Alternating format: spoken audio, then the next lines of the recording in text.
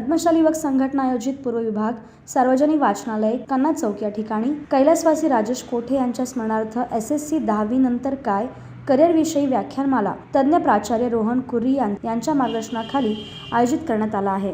यावेळी सुप्रसिद्ध गॅस्ट्रोलॉजिस्ट डॉक्टर सूर्यप्रकाश कोठे, रोहन कुर्री, पद्मशाली युवक संघटनेचे अध्यक्ष तुषार जक्का यांच्या प्रमुख उपस्थितीत व गोविंद चिंता, योगेश मार्गम, सूर्यकांत जिंदम, राम गड्डम, कन्या प्रशालेचे शिक्षिका दास मॅडम, पद्मशाली युवक संघटनेचे प्रेसिडेंट मनोहर माचरला, सचिव श्रीकांत दासरी, कार्याध्यक्ष कुमार कुडक्याल, प्रवीण जिल्हा नागेश बंडी, अंबादास कुडक्याल, श्री कमटम, शुभम एकलदेवी, हरीश दुस्सा, अनिल गाजगी, पवन गुंडेटी व पद्मशाली युवक संघटनेचे पदाधिकारी वर्ग व 10वी विद्यार्थिनी बहुसंख्येने उपस्थित होते।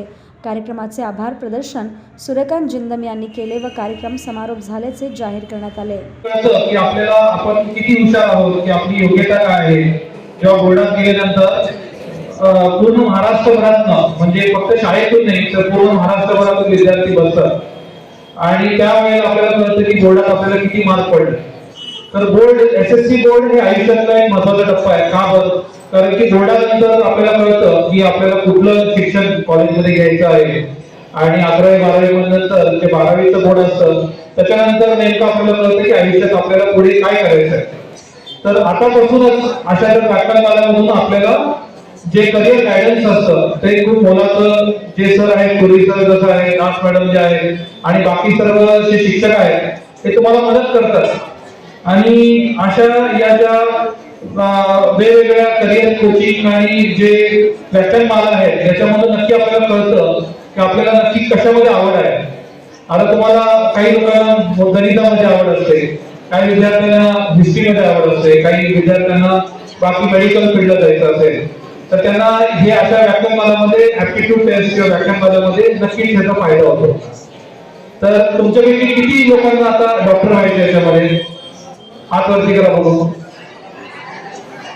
किती विद्यार्थ्यांना इंजिनियर व्हायचं आणि किती लोकांना या दोन्ही विषय सोडून बाकी काहीतरी वेगळं करायचं, असं किती जण आहेत? माझी संख्या जास्ती आहे। तर फक्त आपल्याला काय असतं की आई वडिलांना काय असतं की माझा मुलगा डॉक्टर किंवा इंजिनियर झाला तर त्याचं पुढे काहीतरी होतं, असं नसतं। तर अशा व्याख्यानमालेमध्ये आपल्याला नक्की कळतं की आपली आवड कशामध्ये आणि ज्याच्यामध्ये आपली आवड असेल त्यामध्ये आपलं करिअर करणं किंवा मार्गदर्शन मिळाल्यानंतर त्याच्यामध्ये आपण पुढचे टेस्ट देणं हे खूप गरजेचं आहे।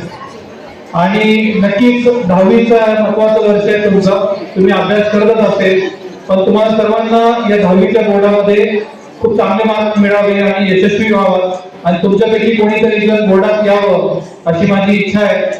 आणि तुम्हाला एवढंच बोलून सर्वांना शुभेच्छा देऊन मी